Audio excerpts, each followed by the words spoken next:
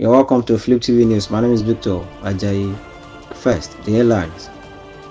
Ignore your predecessors. Obasanjo urges Adeleke. 4 bodies, 4 survivors found from Egypt Red Sea sinking. Sanwo suspends Aide. Ajetunmobi for alleging NSAS actionists were executed. Now the news in full. Ignore your predecessors. Obasanjo urges Adeleke. Former President Olusegun Obasanjo has charged Osun State Governor Adeleke to ignore his predecessors' shortcomings and continue to work for the progress of the Yoruba race. Speaking before the inauguration of 2.7-kilometer old garage to Lameko Road in Osogbo on Tuesday, the ex-president said, "The governor, who many have underrated, is performing well and also dancing gracefully." According to him, the achievement of Governor Adeleke in Osun is not for the people of Osun alone, but for the entire Yoruba race globally. Ile-Ife, the cradle of Yoruba race, is in Osun State, so the development of Osun is in the interest of the entire Yoruba race. Ignore what your predecessors have failed to do. Focus on moving Osun to greater heights, and you will be doing good for the Yoruba people globally. I decided to be here against all odds because of the successes Governor Adeleke achieved within 2 years. The governor has disappointed critics. He has shown that he is not only a good dancer but also a good performer. Earlier, Governor Adeleke disclosed that his administration is committed to delivering on his agenda to reviving the state economy through infrastructure development. His words, "To revive the state and deliver on good governance, my administration launched out with a 5-point agenda. We targeted specific areas of needs of the people which form the major components of the clearly defined agenda. The goal principally was to address the aspirations and immediate needs of our people. Our administration has constructed over 120 kilometers of roads across the state. Several interstate and intra-city roads completed are to be commissioned during this 16 days anniversary. 2 major flyovers are also progressing to completion at Osogbo, while works are progressing at Ile-Ife flyover and Ilesha dualization. I have redirected our efforts and plan at the completion of Iwo to Osogbo Road. We have added the dualization of Adeleke Road to Adeleke Road inside Iwo to be executed in 2 phases. The first phase will reach Post Office and Oluwo Palace, while the second phase will take off from Post Office to Adeleke Junction.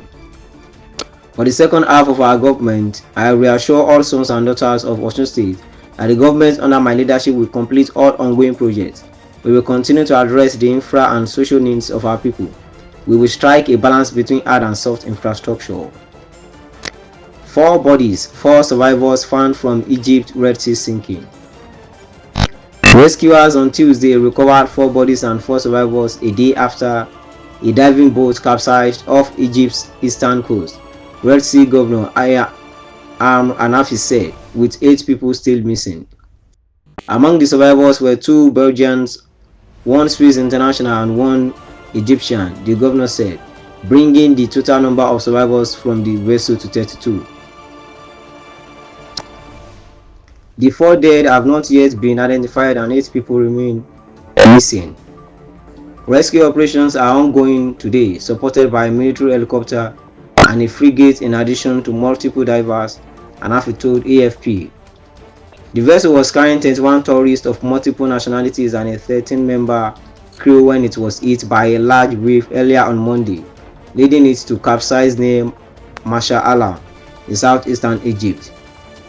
The Sea Story had embarked on a multiple-day diving trip on Sunday and had been due to dock on Friday at the town of Uganda, 200 kilometers north. The governor on Monday said the boat had sunk within 5 to 7 minutes of its impact with the wave, leaving some passengers among the European, Chinese and American tourists unable to escape their cabins in time. Rescuers from the military and a passing tourist boat had pulled out 28 people from the waters on Monday, according to a source at the hospital in Marshal Alam. 6 tourists and 3 Egyptians were admitted with minor injuries and discharged on Monday. The tourists included 2 Germans, 2 Britons, 1 Spaniard and 1 Swiss national.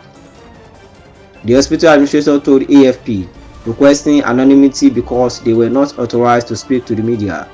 According to the governor's office, the boat was carrying tourists from Belgium, Britain, China, and Finland. Germany, Ireland, Poland, Slovakia, Spain, Switzerland, and the United States. Among the missing are 2 Polish and 2 Finnish tourists, according to both countries' foreign ministries. Authorities have said the vessel was fully licensed and had passed all its inspection checks. A preliminary investigation showed no technical fault. The Marshall Alarm area experienced at least 2 similar boat accidents earlier this year, but there were no fatalities. The Red Sea coast is a major tourist destination in Egypt, a country of 107 million that is in the grip of a serious economic crisis. In June, 2 dozen French tourists were evacuated safely before their boat sank in a similar accident. Last year, 3 British tourists died when a fire broke out of their yacht. Sanwo suspend Aide Ajetunmobi for alleging. Lagos State Governor Sanwo has suspended his senior special assistant on print media, Mr. Wale Ajetunmobi. The suspension was announced in a statement released on Tuesday by a special advisor to the governor on media and publicity, Gboyega Akosile. Ajetunmobi's suspension, Akosile stated, was based on misrepresentation of facts on his personal Twitter account on a past incident. The governor wishes to state categorically that his administration frowns at any form of extrajudicial punishment and will not be a part of any such action.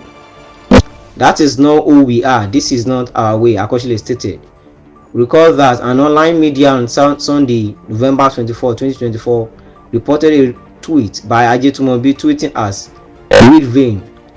Read Wayne, in which he revealed that arsonists who burnt down the television Continental station in Lagos during the heat of the 2020 NSAS protests had been hunted down and executed.